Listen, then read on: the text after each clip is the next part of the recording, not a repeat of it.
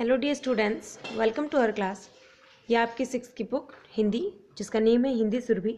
इसका first chapter जो एक पोएम है यानी कविता है, जिसको हमने स्टार्ट किया था, मेरा देश महान बने, और इसका एक्सप्लेनेशन यानी कि इसकी व्याख्या मैं आपको लास्ट वीडियो में करवा चुकी हूँ, जिसमें आपको मैंने पूरा बता दिया था कि हमें हमारे देश के लिए सोचना चाहिए, हमारे देश के लिए काम करना चाहिए, उनके लिए लड़ना चाहिए, कोई भी अवसर आए तो अड़ना चाहिए, हंसते हंसते मौत को भी गले लगा लेना चाहिए। अगर उठना है तो भी देश के लिए, जीना है तो भी देश के लिए, गलना है तो भी देश के लिए, और मरना है तो भी देश के लिए।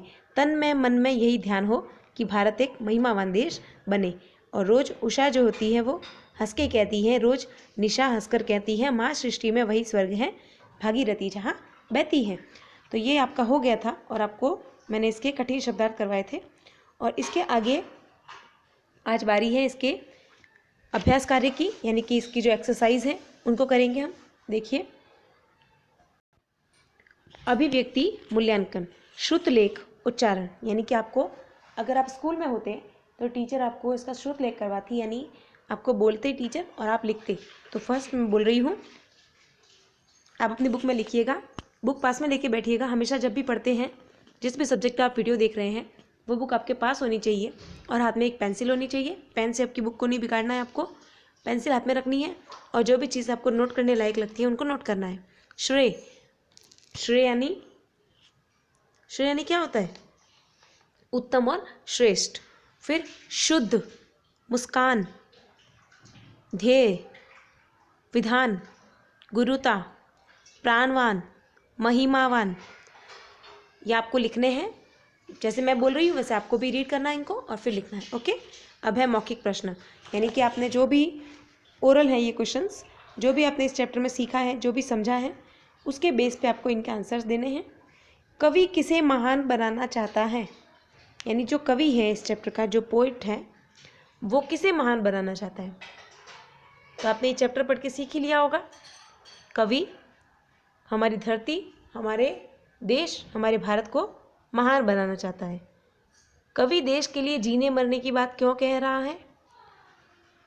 कवि देश के लिए जीने मरने की बात क्यों कह रहा है? क्योंकि कवि चाहता है कि हमारे तन में, हमारे मन में, हमारे सारे कामों में एक ही ध्यान हो कि हमारा देश महान बने और महिमावान बने। थर्ड क्वेश्चन है, कवि के अनुसार स्वर्ग कहाँ है? कवि के हिसाब से, यानी कि इस चैप्टर में जो इन्होंने बताया है, तो स्वर्ग कहाँ पर है? तो कवि ने, ये देखिए इस लाइन में आपको बताया था, एक मिनट में आपको बताती हूँ। महासृष्टि में वही स्वर्ग है, ये देखिए, महासृष्टि में वही स्वर्ग है, भागीरथी जहाँ बहती है। यानी भागीरथी कहाँ बहती है? हमारे इंडिया में, हमारे भारत में, तो वहाँ पर ही स्वर्ग है। यानी कवि कहता है कि हमारा भारत ही स्वर्ग है, जहाँ पे भागीरथी बहती है। फिर देखिए आगे वाला क्वेश्चन क्या कह रहा है, जीवन एक समान कैसे बन सकता है? जीवन एक समान कैसे बन सकता है? तो इसके फर्स्ट जो पैराग्राफ था उसी में था, एक देश हो, एक वेश हो, प्राणवान हो, शुद्ध देश हो, एक ध्यान हो निज गुरुता का, एक हिमालय से उठान हो, मरण एक हो, वरण एक हो, जीवन एक समान बने, मेरा देश महान बने। यानी हम सबका देश एक हो, वेश भी एक हो, प्राणवान हो हम सब, शुद्ध हो हमारा ध्यान, हमारा मन, हमारा तन, हमारे विचार, निज गुरुता का ध्यान हो हमें, और हमारे हिमालय जैसी उठान हो, यानी ऊंची उड़ान हो, मरण भी हमारा एक हो, यानी मरना है तो सिर्फ देश के लिए, वरण यानी हमारी पूजा अर्चना वो भी एक हो, और इसी तरह से हमारा जीवन एक समान बने, है ना। हम दुश्मन के लिए वज्र कैसे बन सकते हैं? यानी कि वज्र बनने का मतलब है, वज्र यानी कठोर, सख्त। हम दुश्मन के लिए सख्त कैसे बन सकते हैं? तो हमारा जो व्यवहार है वो हमारे प्रियजनों के साथ फूलों की तरह होना चाहिए। इसी चैप्टर में था, ये देखिए यहाँ पे लिखा हुआ है, वज्र बने दुश्मन को, प्रिय को फूलों की मुस्कान बने। यानी जो हमारे प्रियजन हैं उनको फूलों की मुस्कान बनना है, और जो दुश्मन है उनको हमें वज्र बनना है, यानी उनके साथ में कठोर व्यवहार करना है। उसके बाद है सही गलत, आपको बताना है। सही विकल्प के सामने ठीक का निशान, यानी राइट लगाना है आपको। क देखिए, हमारे तन मन में किसका ध्यान होना चाहिए? तो देश का या अपने प्रांत का? तो देश का। फर्स्ट, प्रियजनों के लिए हमें कैसा बनना चाहिए? तो प्रियजनों के लिए हमें फूल बनना चाहिए। भागीरथी क्या है? तो भागीरथी नदी है। देश महान कैसे बन सकता है? यदि देश में एकता हो, एकता होगी तभी देश आगे बढ़ सकता है और महान भी बन सकता है। ये आपको भी फिल करना है अपनी बुक में पेंसिल से।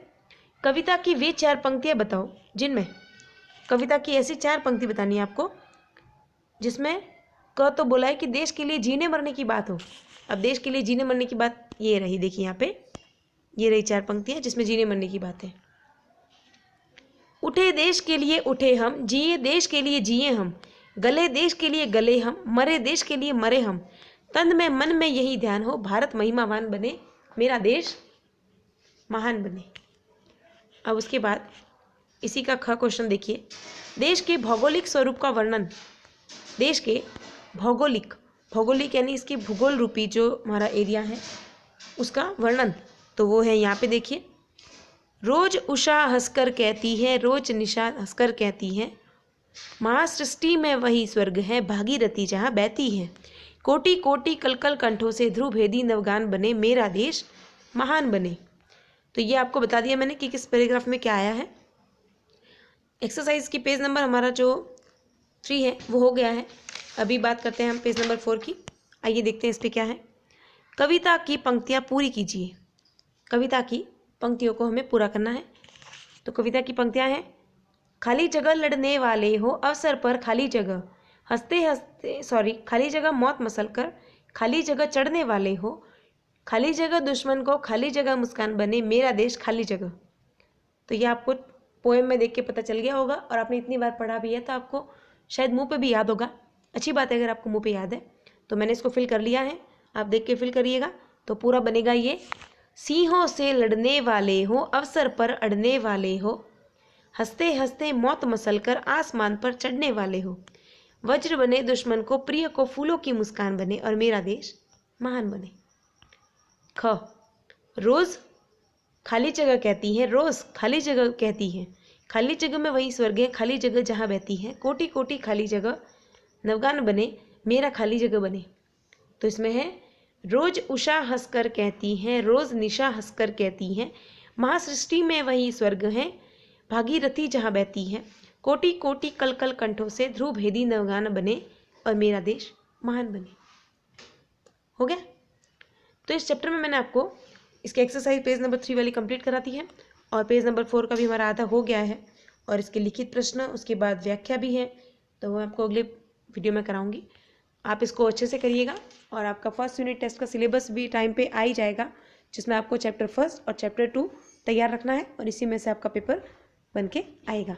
Okay, thank you.